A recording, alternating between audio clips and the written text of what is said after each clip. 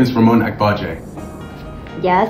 Talk about yourself a little bit. Sure. So I'm an award-winning entrepreneur from London. I run a company called Loud Parade. Loud Parade is a music company supporting brands and artists. We connect the best artists in the world with brands. Brands struggle to license music. We help them to find the best artists for their TikTok and TV campaigns and help these brands go viral so that they can appeal to young people. And what about this summer course for the student, the entrepreneur? What do you think about it? Yeah, I think when you're young, it's the best time to learn, make mistakes, come up with new ideas, go crazy. Because you're young, you have that opportunity to learn and grow. I've always been interested in businesses. I still feel like I'm young. So when you're young, it's the best opportunity to try new ideas. There are different technologies, AI, the internet, social media. It's what young people are interested in. So why not give them an opportunity to try new things? One question, how do you find InvestIN, the program, can help young people, young children, not young children, but teenagers to grow? I think it can help them a lot because they're in a community of other like-minded teenagers. And I think as well, because of the system of professionals coming in, they get real-life insights and examples and experiences. I've been doing InvestIN for a few years now and I really enjoy it because I remember when I was their age, I wanted someone who I could relate to. So I think it's a really good opportunity for them to learn and grow in a community. Do you have some tip for them about the entrepreneur thinking about what like a main idea for them to guide them? Yeah, I think the main thing you should think about when you start a business is what problem in the world do you want to solve? What are you passionate about? What is the purpose? It's important to find something that you love and you actually care about because it's not just about the money, because in business, you make money, you lose it, you make it again, right? Whereas if it's something you care about and it's a problem that you care about, you're going to keep going no matter if things are going well or badly. So yeah, my advice to them is find something they're very passionate about and they can grow from. Question from our parents is that if their kids would like to become an entrepreneur, why would they have to study? Or why would they have to join like programs like this? Yeah, so I would say it's important to study, number one, because you might need a backup option.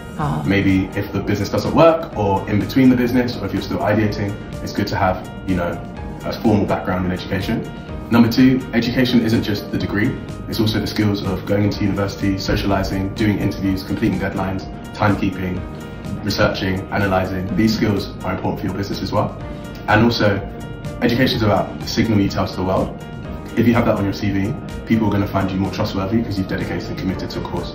So for me, I was very good in school. I studied politics, philosophy and economics, and I run a business.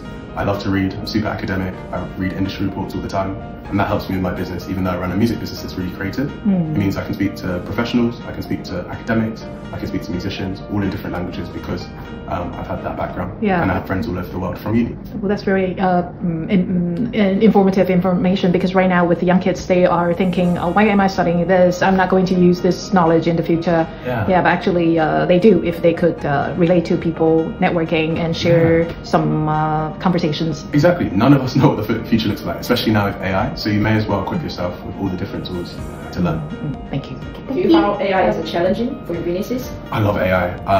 I know it's scary. AI auto-tune music? It's happening. People are using it. It's like an auto-tune now. Yeah, it doesn't sound as good as the real thing at the moment. It might one day. That's what AI is meant to do, right? But for me, I think AI can be used in different ways. We use AI in a different way. We use it for testing. So we create songs for brands and then we put it into testing and the AI will tell the brand, you should go with this one because we think it will be more valuable or it will retain more users. So yeah, AI can actually be used for analysis and social listening.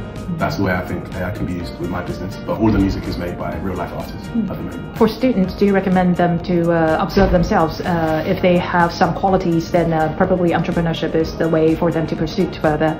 Do they have to have a certain type of qualities or personalities? Yes, definitely. I think entrepreneurs are made, not born, to be honest. You have to go through something, you have to go through some sort of failure.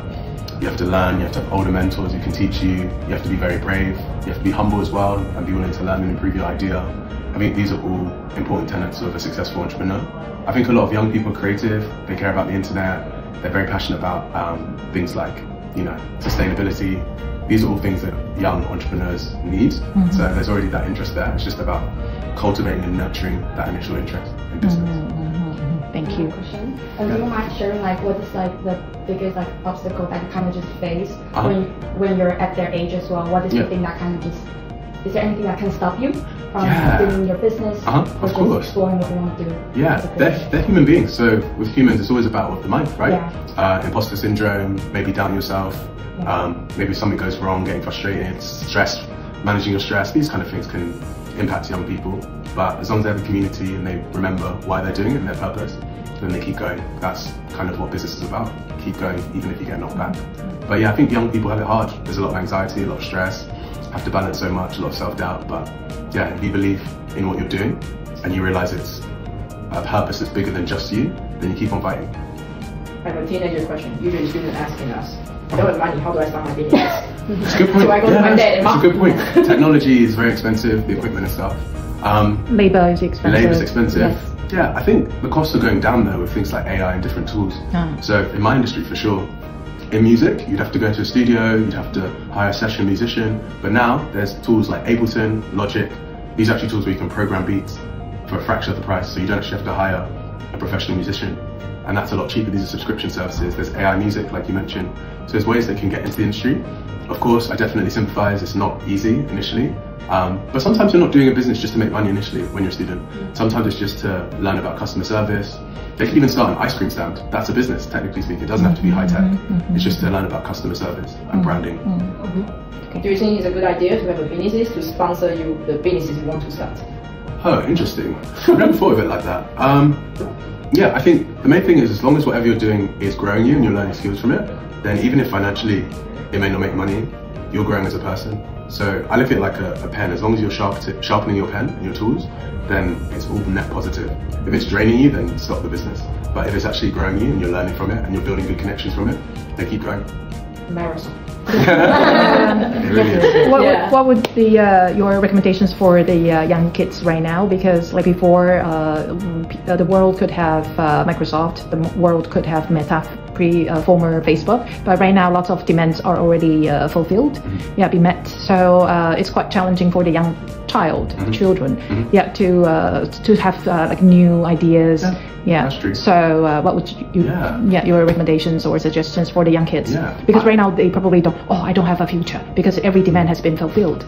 I disagree. I think there's a lot of opportunity because now what's happened is before it was more broad, now it's deeper. So you have deeper niches.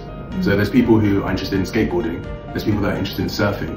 So the niches are so varied that there's so many little communities that you can target that otherwise they wouldn't have known about. But because the internet has brought us all together, you can target these sub-communities even if you live in Taiwan or Thailand or Nigeria or Kenya. Like you can actually experience how that person lives through live streaming, TikTok, X, Instagram. So I think actually there's more opportunity to find problems in the world and opportunities to start new businesses. Whereas before, you only took what you saw as information that was given to you. Now you can actually search for it through ChatGPT, AI, That's right. Google. That's inspiring.